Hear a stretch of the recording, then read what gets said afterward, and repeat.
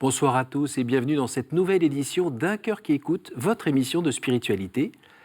Ce soir, nous avons la joie de recevoir Michel Maurice. Bonjour Michel. Bonjour Cyril. Alors, nous avons la joie de vous recevoir, ce qui est pas très courant sur le plateau d'Un cœur qui écoute, car un cœur qui écoute, mais vous-même, vous êtes un peu malentendant. On va raconter pourquoi.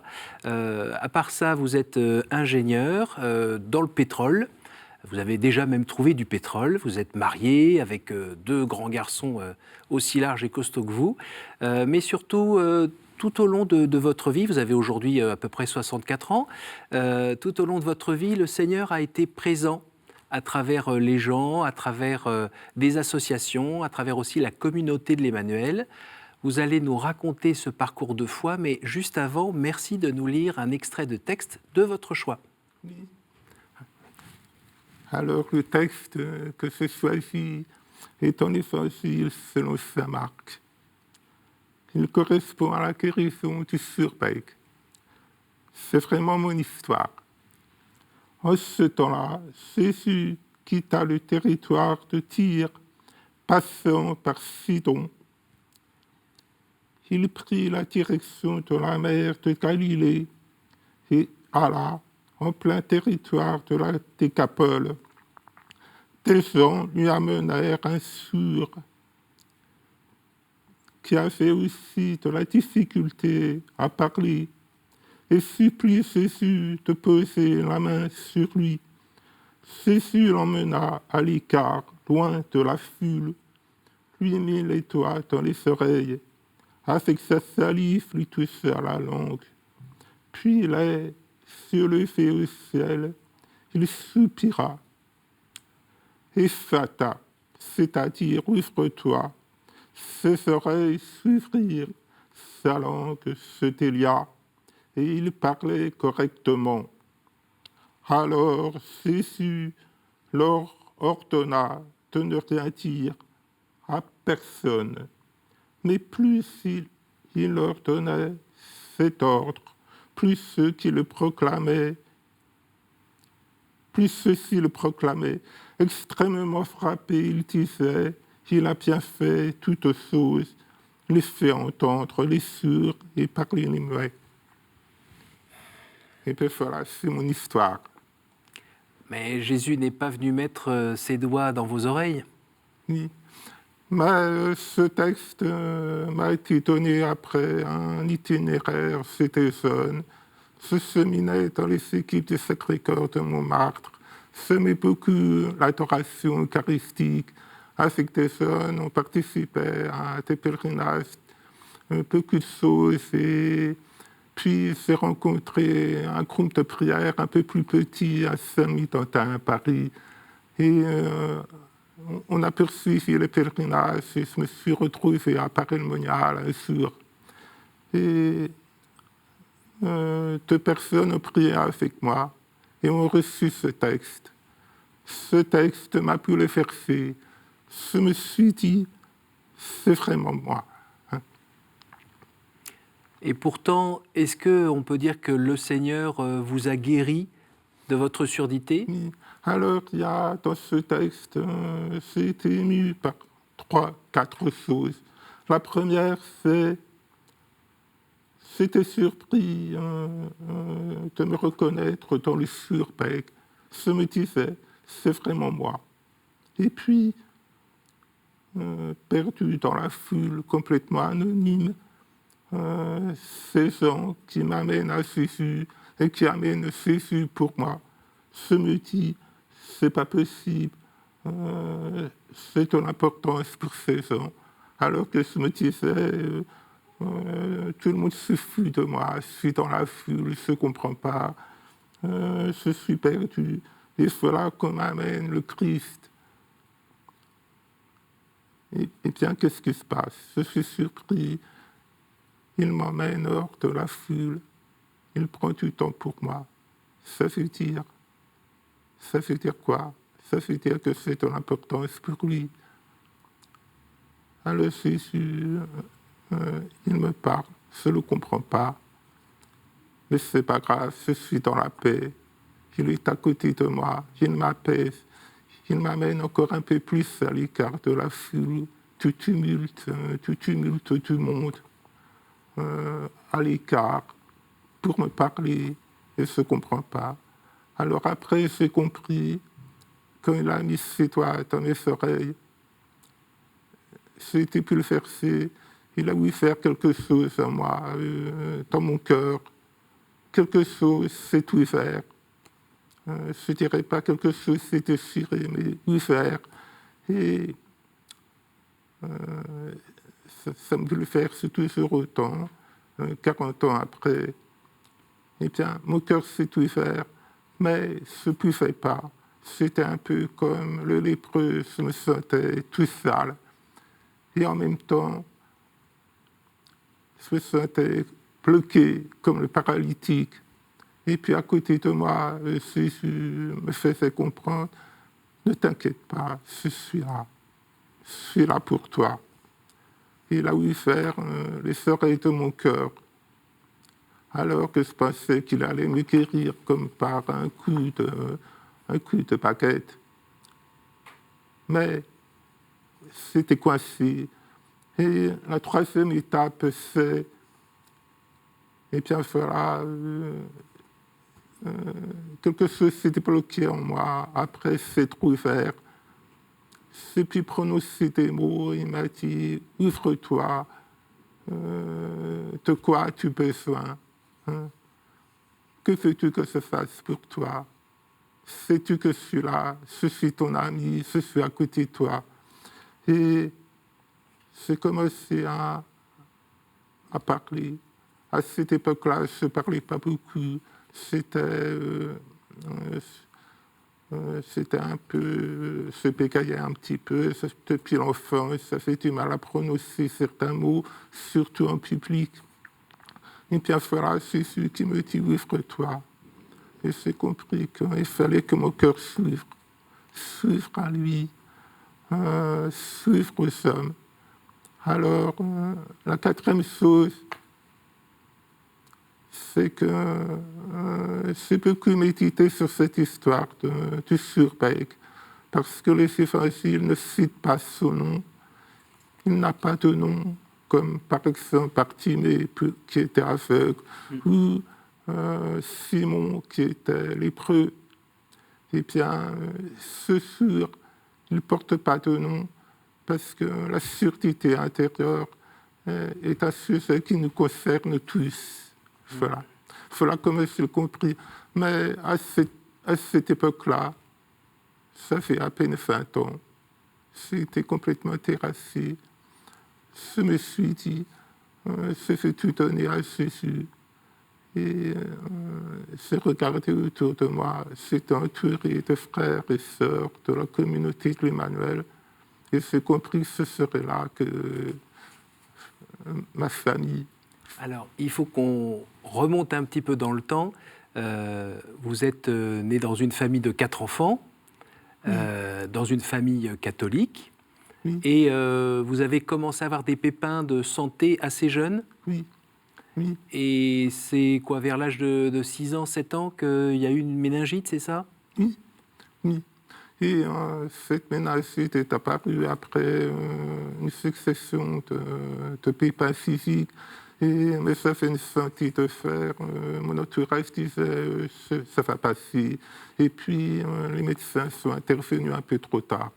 Donc je me suis retrouvé brusquement avec une surdité complète, des problèmes d'élocution, des problèmes de locomotion qui m'ont obligé à rattraper après mes années d'études. Et oui, c'est vrai, mais ça fait une sœur aînée avec moi, j'ai eu mes frères, la famille s'est ressoudée.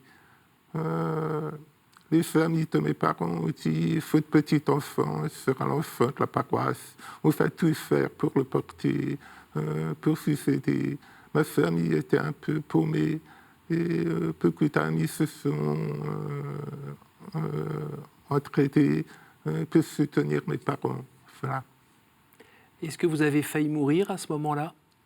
Vous avez failli mourir? Oui, j'ai passé une semaine de coma. je me suis réveillé, c'était différent. Ma mère m'avait raconté qu'il y avait des travaux dans l'hôpital et je ne réagissais pas. Elle est allée voir le médecin qui m'a ausculté. Il a dit, ben oui, votre enfant n'entend plus. Mais donc, à l'époque, c'était un enfant.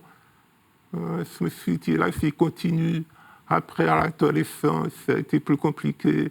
L'adolescence, ça a été la période pourquoi moi Et puis, un peu de colère aussi. Voilà.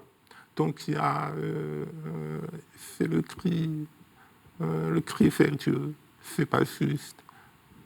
Non, mais si tu m'aimes, si tu existes, montre-moi. Et puis, ce séminaire avec des jeunes, cette parole m'a touché au plus profond. J'ai compris qu'il était là. Et donc, ça veut dire que vous avez aussi compris que ce n'était pas Dieu qui avait choisi que vous soyez sourd et que vous souffriez de cette surdité enfant et à d'autres moments de votre vie. Absolument. Je crois que la maladie, le handicap ne sont pas des fatalités. Mais en tout cas, ça m'a appris. C'est une école de la vie. La vie est dure, mais on n'est pas fait pour être tout seul. On est fait pour s'entraider, se soutenir. La première personne qui est venue vers moi, c'est Jésus. Et Jésus m'a donné des personnes qui me comprenaient. Et c'est le cas de ma femme. Vous avez courageusement étudié pendant de longues années, et puis vous êtes devenu ingénieur en pétrochimie. En pétrole, oui. En pétrole. La chimie est une facette de mon métier, mais pas ma spécialité. Je suis géologue des bassins pétroliers. Je reconstitue les bassins, comme par exemple le bassin de Paris, le bassin d'Aquitaine, la plupart des bassins du monde entier, pour essayer de reconstituer ce qu'ils sont dans le ventre. Et à la recherche de pétrole, parce que le pétrole à l'époque était l'énergie. Maintenant, on recherche autre chose, je comprends tout à fait.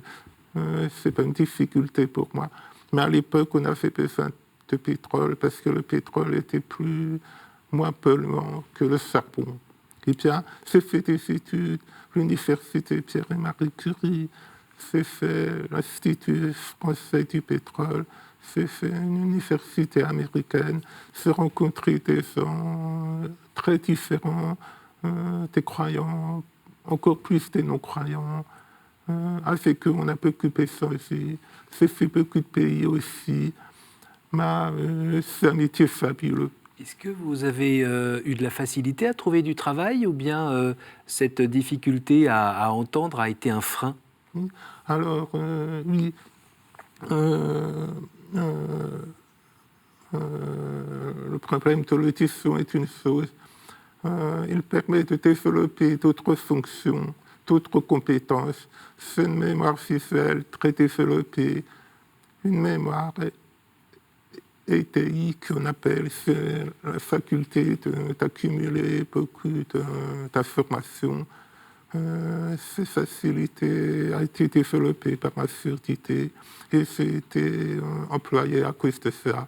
Et alors au niveau du travail, bien sûr, j'ai vécu la discrimination, mais mes collègues étaient contents de profiter de mes compétences parce que j'étais souvent le seul capable de dire « Oh, cette image, cet document-là, on a la même chose à l'autre côté du monde. » Et eux n'étaient pas capables. Mais ça, je crois que le handicap permet de compenser par autre chose. Ces choses-là, on ne les comprend pas, mais elles sont des compétences aussi. Alors, si on dit que ce handicap vous a permis d'être qui vous êtes aujourd'hui, si on peut dire que le handicap permet aussi aux gens de donner le meilleur d'eux-mêmes pour vous aider, est-ce que, et puis si ce handicap a aussi permis de rejoindre le Christ, notamment à travers ce texte, est-ce qu'on peut dire aussi que de temps en temps, il y en a assez parce qu'on est un point d'attention, pas uniquement pour ses mérites, mais pour sa fragilité. Est-ce qu'aujourd'hui encore, de temps en temps... Oui, le handicap peut être une croix, mais l'exemple du Christ m'enseigne qu'elle est supportable. Hein. Et c'est un sujet récurrent, moi, qui m'a toujours, non pas hanté, pas du tout, mais motivé. Je pense que c'est vrai, il y a des moments où la fatigue est forte. Je dis à ma femme, Laure, ce soir, je suis crevé, mais comme tous les gens. Mais avec mon handicap, je suis obligé de compenser. Mais je suis tellement heureux de servir au milieu des hommes que ça ne compte pas. Hein. Est-ce qu'on peut dire un petit mot sur votre sœur aînée, parce que vous êtes le numéro 2. Vous aviez une sœur aînée qui s'appelait Dominique et qui a été emportée par une maladie alors qu'elle avait à peine 40 ans. J'imagine que c'était la grande sœur qui protégeait le petit frère quand vous étiez plus jeune. Est-ce que vous avez eu l'impression que Jésus, Dieu, vous arrachait encore quelqu'un ? Alors, la perte de Dominique à ma sœur aînée de 5 ans qui avait été là quand je suis devenu sourd et qui disait mon Dieu, ce temps veut qu'on ait retiré l'audition à mon frère, à mon petit frère. Il a fait quelque chose de très fort entre elle et moi, parce qu'elle était ma sœur aînée, mais aussi elle me comprenait. Elle me disait, tu t'en fous de ce que pensent les gens, tu t'en fous de... sois toi, mon petit frère, je suis ta grande sœur, je te soutiens. Quand elle est partie, il y a quelque chose, les liens ont été différents. J'avais mes 2 frères qui étaient plus jeunes que moi, avec une expérience très forte aussi de la vie. Nos liens se sont rapprochés autour des parents. Mais c'est vrai que cette perte a été énorme. Moi-même, j'ai dit à Jésus, ce n'est pas juste, mais elle est toujours présente pour moi. Je la prie tous les jours. Et ça a peut-être été aussi l'occasion, cet arrachement, de encore vous appuyer davantage sur Jésus, oui. En fait. Oui. Par exemple, sur Facebook, Internet, il y a des gens qui me contactent pour me dire est-ce que je peux parler avec vous, hein? Et pas de problème, vous pouvez parler avec moi. Et puis voilà, c'est encore 2 semaines à vivre. Hein? Et qu'est-ce que vous me conseillez? Et j'ai pensé à ma sœur, j'ai prié ma sœur. Si tu veux, tu pourrais m'aider pour aider ce monsieur. Ce monsieur était au Canada. Et il me contacte, il me dit, qu'est-ce que vous me proposez? Je lui ai dit, je vais prier avec vous pour vous accompagner. Et puis il est parti tout doucement, il m'a dit merci. Vous êtes souvent sollicité justement par des gens qui viennent s'adresser à un scientifique en fait, et la conversation va vers l'essentiel pour savoir parfois d'où on vient, où on va, le sens de la vie. C'est une occasion pour vous de parfois faire un peu d'apostolat ? Oui, je travaille avec beaucoup de non-croyants qui m'interpellent, qui me posent des questions. Mais aussi des personnes de confessions différentes avec lesquelles je partage. Et je trouve des motifs d'échange. Et c'est vraiment incroyable. J'apprends toujours de ces personnes. Une personne non-croyante m'a dit un jour, oh là là, si tu me dis le Christ, il prend tout sur lui, c'est un peu facile. Parce que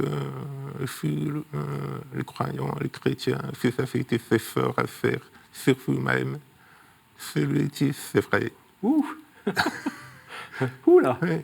Alors, elle m'a dit, ne mettez pas tout sur le Christ. Alors, je lui ai dit, mais le Christ, c'est le Christ.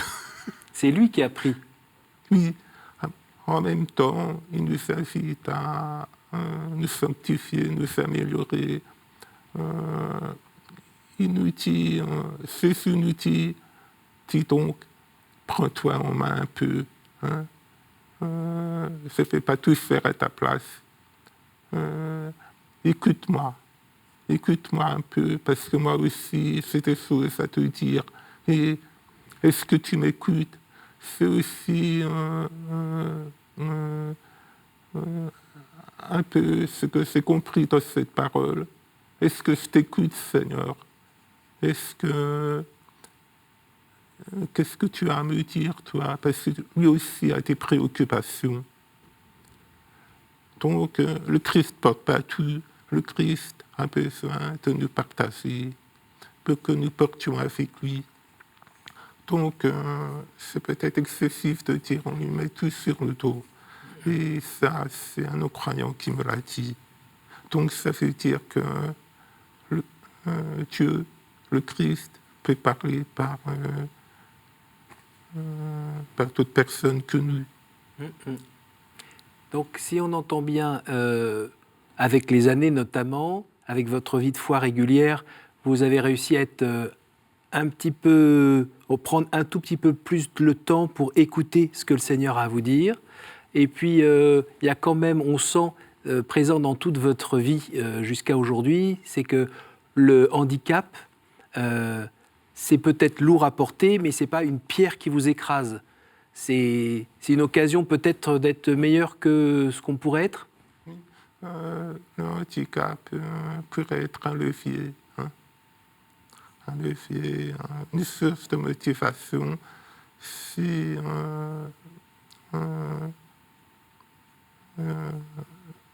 on reste dans la foi. En tout cas, c'est ce que Jésus m'a appris. Ne porte pas tout seul, je suis avec toi, on va porter ensemble. Je vais te donner tes frères et sœurs. Et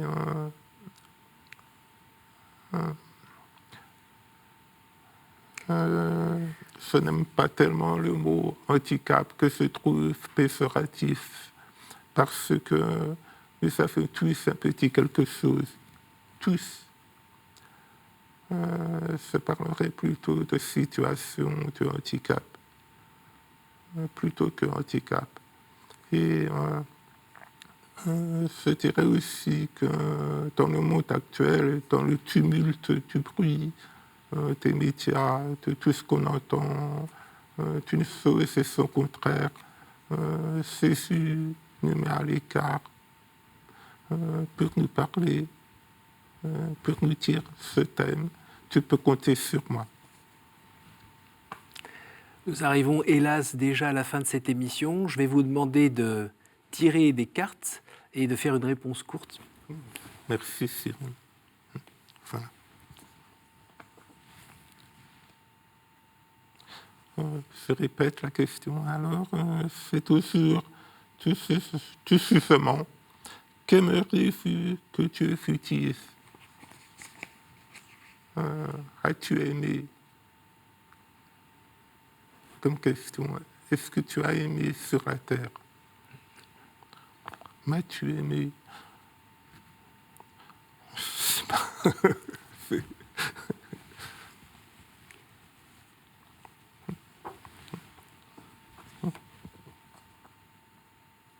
Quelle est la faute qui vous paraît le plus facile à pardonner?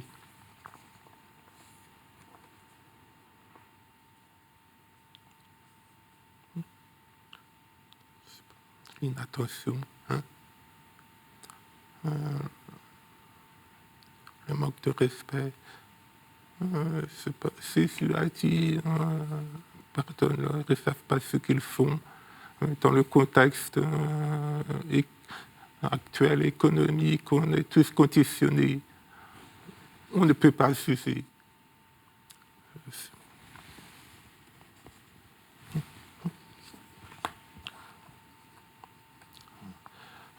Quel est le personnage ou le saint que vous aimeriez retrouver au ciel? Alors, il y en a pas mal. J'ai pas mal de copains au ciel. Mais j'aimerais bien retrouver Benoît-Joseph Labre. Pourquoi? Pourquoi? Parce que Benoît-Joseph Labre était mendiant pèlerin. Il a cherché le Seigneur sur les routes. Et là où il allait, tout poussait. Hein? Benoît-Joseph Labre m'a beaucoup interpellé. J'aimerais aussi rencontrer Saint René Goupil, un saint jésuite canadien qui était sourd et qui voulait être un médecin, qui est parti comme missionnaire au Canada et qui est mort, il est mort martyr pour sa foi. Et il a fait une foi tellement chevillée au corps qu'il est le saint patron des anesthésistes. Mais il n'y a pas que lui. J'aimerais retrouver Charles de Foucault, parce que Charles de Foucault était géographe et explorateur comme moi. Voilà. Merci beaucoup Michel, merci d'être venu, d'avoir fait l'effort. D'ailleurs on ne l'a pas vu l'effort. Hein. Merci d'avoir pu donner ce témoignage comme ça, c'est très encourageant pour beaucoup de personnes. Merci Cyril. Merci. Merci à vous tous pour votre fidélité. Évidemment, vous doutez bien qu'un témoignage comme ça, on ne peut pas le garder comme ça caché. Il faut le faire circuler autour. Pour ça, vous avez notre site www.ktotv.com. Merci à vous tous pour votre fidélité. Je vous donne rendez-vous la semaine prochaine.